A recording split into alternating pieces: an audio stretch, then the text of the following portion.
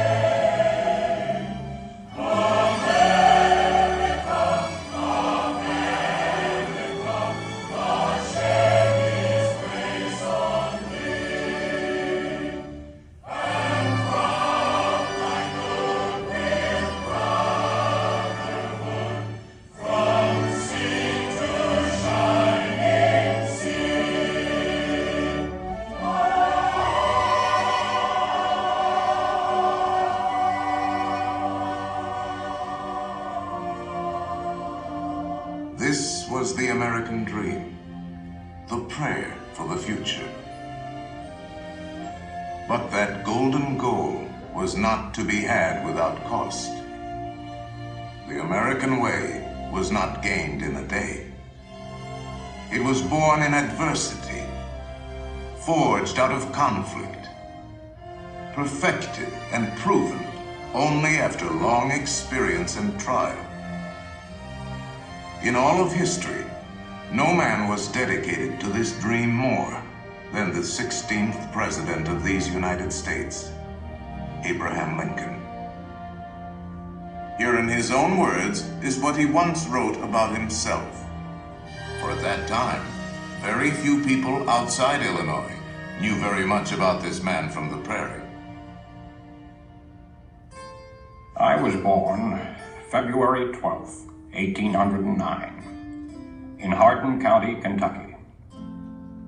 My father removed from Kentucky to what is now Spencer County, Indiana, in my 8th year. It was a wild region, with many bears and other wild animals still in the woods. There I grew up. I was large for my age, and had an axe put into my hands at once, and from that to my 23rd year, was almost constantly handling that most useful instrument. I think that the aggregate of all my schooling did not amount to 1 year. At 21, I came to Illinois. Thought of trying to study law. Rather thought I could not succeed at that without better education. I borrowed some law books, took them home, and went at it in good earnest. In 1854, the law profession had almost superseded the thought of politics in my mind, when the repeal of the Missouri Compromise aroused me as I had never been before. What I have done since then is pretty well known. If any personal description of me is thought desirable, it may be said I am in height, 6 feet 4 inches, nearly, lean in flesh, weighing on an average of 180 pounds, dark complexion, with coarse black hair and gray eyes, and no other marks or brands recollected. Yours very truly, A. Lincoln. Abraham Lincoln became president faced with the terrible threat of civil war, a thing he dreaded, yet a calamity he was prepared to meet if he must. Without union, the Constitution is only a piece of paper. I know there is a God, and that he hates injustice and slavery. I see the storm coming. I know his hand is in it. If he has a place, work for me, and I think he has, I believe I'm ready. And with God's help, I shall not fail.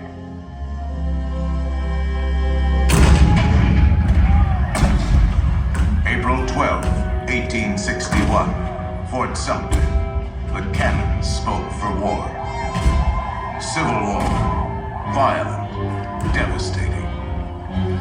Now had come the reckoning, the supreme test that would decide whether a republic founded on liberty could survive the terrible strife of men's passions.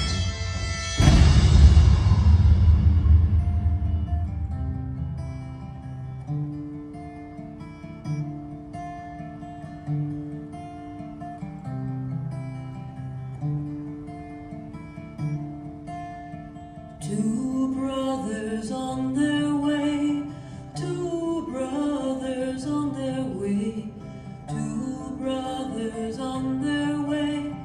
One wore blue and one wore gray.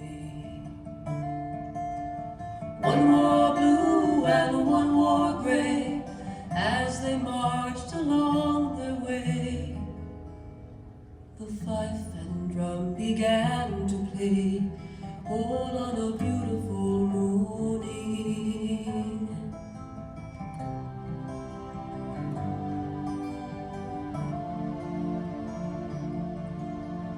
One was gentle, one was kind. One was gentle, one was kind. One came home, one stayed behind. A cannonball don't pay no mind. A cannonball don't pay no mind. If you're gentle or if you're kind. It don't think of the folks behind. All on a beautiful morning. All on a beautiful morning.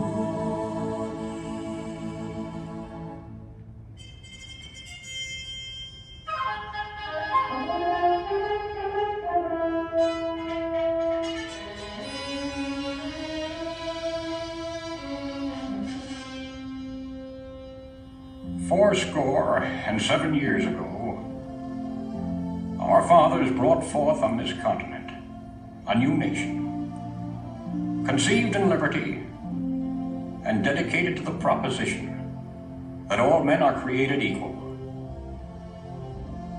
Now we are engaged in a great civil war, testing whether that nation, or any nation so conceived and so dedicated, can long endure. 10 brief sentences, so simple, so direct. Abraham Lincoln had not expected his words to live beyond their temporary moment, but time and history would dictate otherwise. And so today, his Gettysburg Address is immortal, a rich and treasured part of our country's heritage.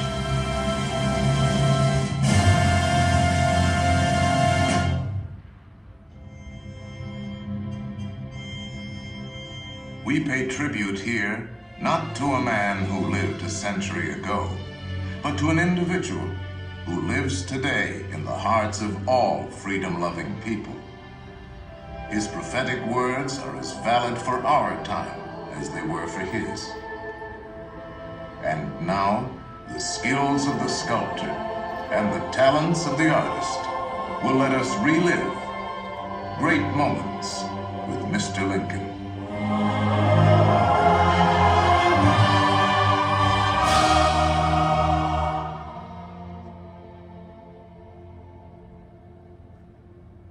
The world has never had a good definition of the word liberty. And the American people just now are much in want of one. We all declare for liberty, but in using the same word, we do not all mean the same thing. What constitutes the bulwark of our liberty and independence?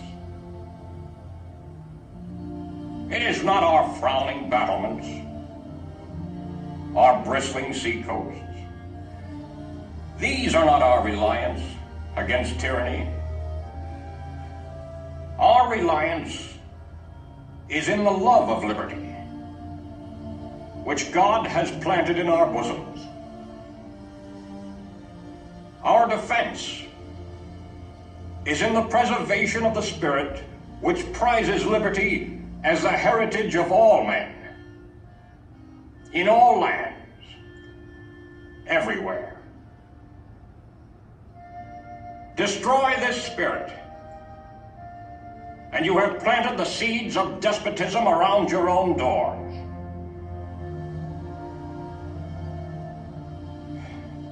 At what point shall we expect the approach of danger? By what means shall we fortify against it? Shall we expect some transatlantic military giant to step the ocean and crush us with a blow? Never. All the armies of Europe, Asia, and Africa combined could not by force take a drink from the Ohio or make a track on the Blue Ridge in a trial of 1,000 years. At what point, then, is the approach of danger to be expected? I answer, if it ever reach us, it must spring from amongst us. It cannot come from abroad. If destruction be our lot, we ourselves must be its author and finisher. As a nation of free men, we must live through all times, or die by suicide. Neither let us be slandered from our duty by false accusations against us, nor frightened from it by the menaces of destruction to the government, nor of dungeons to ourselves. Let us have faith that right makes might. And in that faith, let us to the end dare to do our duty as we understand it.